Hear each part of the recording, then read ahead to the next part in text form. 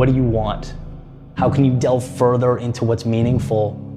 If you're living from a standpoint of, I have to do what's right, I can't mess up, you'll just miss out on some of the most beautiful aspects of life. Look at yourself. What do you want? What do you need? You know, basketball for me was the most important thing. Everything was done to try to learn how to become a better basketball player. What do you want? How badly do you want it? And how much are you willing to suffer? Take risks, try things, you know. You'll fall, you'll make an idiot out of yourself. You'll look back in 2 years and be like, oh God, you know, but that's where the value is. And it'll propel you forward. Everything revolves around the first question, what do you want? Because a lot of people are unclear what they want from life. They don't sit down and think through. We are writing our own life story every day, and yet we don't think about it. Who do we want to be? Where do we want to live? What life do we want to lead? When we've finished our life, come to the end of our life and look back, what do we want to say that we've done? You have the time to improve. Use this time. Use your time. See, this is your moment to succeed and change. You've got to pay a price to be the best. The best pay a big price. You've got to work harder, you've got to commit more, you've got to take more responsibility, you've got to deal with more ups and downs. You know, when you start something new, whatever it is, it's nothing at first. I mean, you have to will it into existence. You know, in the first month, everything's exciting, but then the views don't come right away. The downloads don't come right away. Then the passion doesn't mean very much, then it's purpose. Can you get through that valley of despair? What are you gonna do with that? That's when most people stop. Be consistent, work hard, and use every day to really make progress. When you try to achieve something in life, it's inevitable there will be setbacks. If it was easy, everybody would do it. So it's tough. It's tough rising to the top of your career. It's tough holding a relationship together. It's tough buying a house. It's tough being a champion. Failure at some point doesn't mean things went wrong. At some point, failure means I decided to stop. So there will be setbacks. So we need a process for dealing with setbacks. If you don't allow yourself to stumble a little bit, to try things, to take your L's, you'll just never get where you innately most want to be. It's hard. Things don't always go the way you want them to. And so you have to diagnose whether it's short-term frustration, short-term pain, or truly a lack of commitment and love for the end goal. And I think if that love is not there, you have some thinking to do. Prove to yourself that you can change, that you can succeed. Do this for you.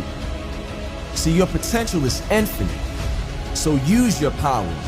That power is your potential. Some people will go all the way and win, but many people, 90% of people in the challenge zone, will only go part way. But it's still rewarding because it's the process that gives you the benefits. The outcome is just cake on the end of the meal. Just because today didn't work out for you doesn't mean this is it. You can't complete everything you want in just one day. And we have to develop the resilience to handle that situation. There's a great story of Kobe Bryant, the basketball player. In his first year as a professional, his team reached the playoffs, and he was the superstar, the young superstar. And in the last minute of the game, he had 3 shots to win the game for his team. Missed all 3. And at the end of the game, the commentators were astounded. This great talent missed all 3 shots. And he was sat down on the bench, and his head was in his hands. And they were talking about how he must feel dreadful. And when he got up to come off the court, they managed to get an interview with him and said, Kobe, you were sat on the bench with your head in your hands, you must have felt terrible. And he looked at them and he said, what's feeling got to do with it? And then after that, it's okay, well, why did those air balls happen? I now know why I missed those shots, and I can do something about it. And that's a great coping strategy when you have a setback. Setbacks knock you emotionally off balance. But you've got to work beyond the emotion to get to, why did I have that setback? What can I learn from it? How am I going to avoid it in the future? And go on. It's this beautiful point in time where we have the luxury of pursuing meaning. It's like, we can. And why waste that? Again, it's something that's not very intuitive. It's something that's not taught in schools, but it's there and it's a reality. We just have to train ourselves to ask the question. You have the time to improve. Use this time. Use your time.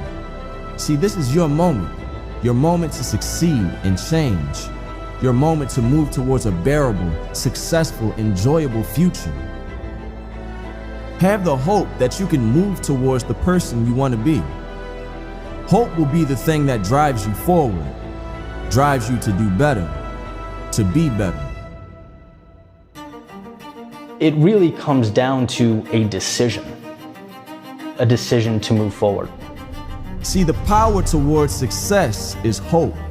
To have the hope that it can happen, to have the hope that you can succeed and achieve what you want to achieve. Have the hope that things can't get worse and can only get better. There's 1,000 excuses, but not a single reason. When you step into the challenge zone, the number of excuses for getting out multiplies. I'm too tired, it's too difficult, I'm having a bad day, nobody likes me. I would teach them to face up to those excuses and refuse to be a victim. We can all work hard. We can all succeed. But you have to be willing to work. You have to want to succeed. Working hard towards what you've always wanted. The work that you do defines you. The graft you put now can permanently make your life so much better. So stand up to yourself. The sky's the limit. You know, you can take it any way you want, but you have to think about it and you have to be methodical about it. Otherwise, it's just luck. All those things may be there, but I'm still going to do it. I'm going to deal with it.